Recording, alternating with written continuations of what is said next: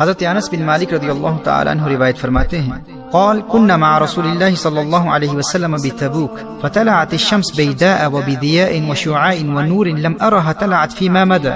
فرمایا ہم نبی کریم صلی اللہ علیہ وآلہ وسلم کے ساتھ میدان تبوک میں تھے. سورج ایسا صاف شفاف اور ایسی روشنی اور نور اور شعاعوں کے ساتھ نکلا کہ اس سے قبل ہم نے سورج کو نکلتے ہوئے کبھی اس قدر صاف شفاف اور روشن اور منور نہیں دیکھا تھا.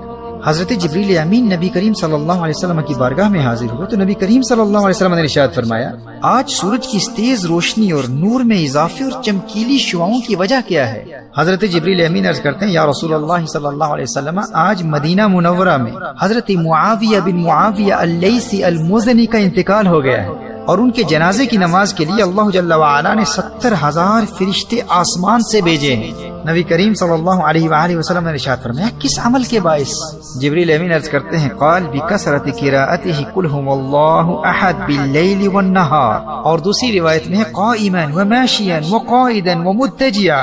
جبریل امین عرض کرتے ہیں یا رسول اللہ صلی اللہ علیہ وسلم ان کے جنازے میں 70,000 فرشتے اس لیے آئے ہیں کیونکہ یہ رات دن اٹھتے بیٹھتے چلتے پھرتے ہر وقت قل هو اللہ احد کی تلاوت کیا کرتے تھے. سبحان اللہ. میرے دوستو آپ کو سورہ اخلاص قل هو اللہ احد کی روحانی پاور کا اندازہ نہیں ہے. یہ آپ کی دنیا بھی سنوار دیتی ہے آخرت بھی سنوار دیتی ہے. اب دیکھیے نبی کریم صلی اللہ علیہ وسلم میدان تبوک میں ہیں اور جبریل امین عرض کرتے ہیں یا رسول اللہ صلی اللہ علیہ وسلم اگر آپ کا ارادہ ہو تو زمین سمیٹ لوں اور آپ ان کی نماز جنازہ ادا کر لیں. کونین کے والی صلی اللہ علیہ وسلم نے اجازت عطا فرما دی اور مسند ابو یعلا کی دوسری روایت میں ہے کہ حضرت جبریل امین نے اپنا پر زمین پر مارا اور تمام درخت اور سب ٹیلے وغیرہ پست ہو گئے اور میدان تبوک سے مدینہ منورہ میں حضرت معاویہ بن معاویہ اللیثی المزنی کا جنازہ نظر آنے لگا.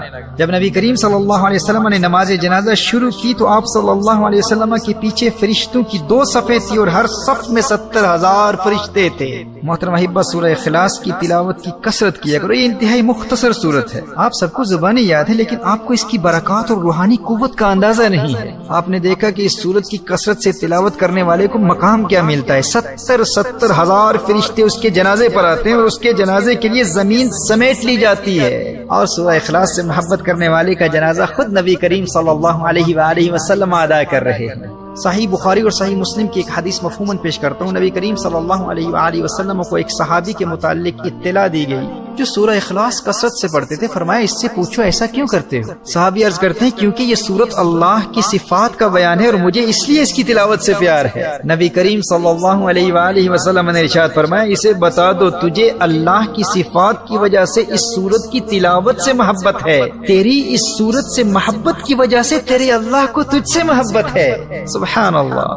دوستو اگر اللہ کی محبت کے طلبگار ہو تو سورہ اخلاص سے پیار کر لو. اور صحیح بخاری اور ترمذی کی روایت میں یہ الفاظ بھی آئے ہیں. فرمایا حبک ایاہ ادخلک الجنہ. اس سورت کے پیار نے سورہ اخلاص کے پیار نے تجھے جنت میں داخل کر دیا. صحیح بخاری اور صحیح مسلم کی ان احادیث کی روشنی میں اس سورت کا پیار آپ کو جنتی بھی بنا دے گا اور اللہ کا محبوب بھی بنا دے گا. نبی کریم صلی اللہ علیہ وآلہ وسلم نے ارشاد فرمایا یہ حدیث بھی صحیح بخاری کی ہے. فرمایا مجھے قسم ہے اس ذات کی جس کے قبضہ قدرت میں میری جان ہے یہ سورت تہائی قرآن کے برابر ہے. This Surah Ikhlas, which is also known as Surah Al-Tawheed, is 1/3 of the Quran. And whoever recites it thrice, whoever recites it 3 times will gain the reward of reciting the entire Quran. 3 مرتبہ پڑھ لیں مکمل قرآن پڑھنے کا ثواب ملے گا. مسند احمد کی حدیث ہے نبی کریم صلی اللہ علیہ وآلہ وسلم نے ارشاد فرمایا جو اس سورت کو 10 مرتبہ پڑھ لے گا اللہ جل وعلا اس کے لیے جنت میں ایک محل تعمیر فرمائے گا. حضرت عمر رضی اللہ تعالیٰ عنہ عرض کرتے ہیں یا رسول اللہ صلی اللہ علیہ وسلم پھر تو ہم بہت سارے محل بنوا لیں گے. اور سنن دارمی کی حدیث ہے 10 مرتبہ پر 1 محل، 20 مرتبہ پر 2 محل، 30 مرتبہ پر 3 محل.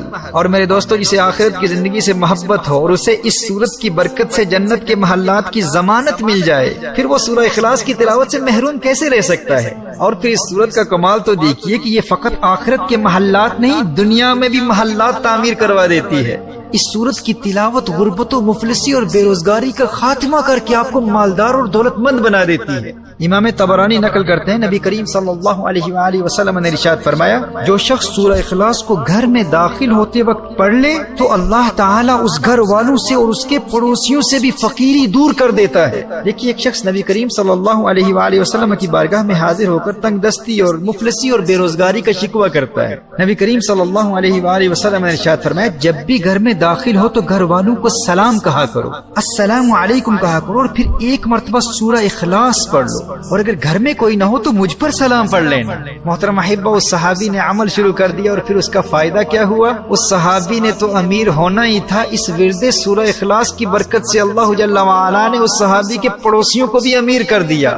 غور کیجئے گا، جاہل عاملوں کے خود ساختہ من گھڑت وظیفوں اور عملیات میں دین اور دنیا کو برباد کرنے والوں، ذرا اللہ کا قرآن پڑھ کر تو دیکھو، جب بھی گھر میں داخل ہو گھر والوں کو سلام کرو، سلام کے بعد صرف ایک مرتبہ سورہ اخلاص پڑھنے کی عادت بنا لو، اور پھر دیکھو اس محمدی وظیفے کی برکت اللہ جل وعلا تمہیں دنیا اور آخرت کی دولت سے کیسے نوازتا ہے۔ ترمذی کی حدیث میں ہے کہ جو شخص سونے کے لیے جائے اور داہنی کروٹ لیٹ کر 100 مرتبہ سورہ اخلاص پڑھ لے تو قیامت کے دن اللہ جل وعلا ارشاد فرمائے گا، اے میرے بندے اپنی داہنی طرف سے اپنی دائیں جانب سے جنت میں داخل ہو جا۔ میرے بھائیوں، میری بہنوں، اللہ جانتا ہے کتنی زندگی باقی ہے، میرے سننے والوں کو یہ کام آج رات ہی کر لینا چاہیے، اور یاد رہا تو مجھ گنہگار کے لیے بھی دعا کیجیے گا۔ اب دیکھیے، مسند ابو یعلا کی ایک حدیث کا مفہوم ہے کہ جو شخص ایمان کے ساتھ ہر نماز کے بعد 10 مرتبہ سورہ اخلاص پڑھ لے گا وہ جنت کے تمام دروازوں میں سے جس دروازے میں بھی داخل ہونا چاہے گا داخل ہو جائے گا، اور جنت کی جس حور سے نکاح کرنا چاہے گا اس کا نکاح کرا دیا جائے گا۔ ایمان کی سلامتی کے لیے بھی یہ بہت بڑا ورد ہے، اس سے محبت کر لو، کثرت سے پڑھو، اور میرا یہ پیغام اپنے تمام دوستوں تک پہنچا دو۔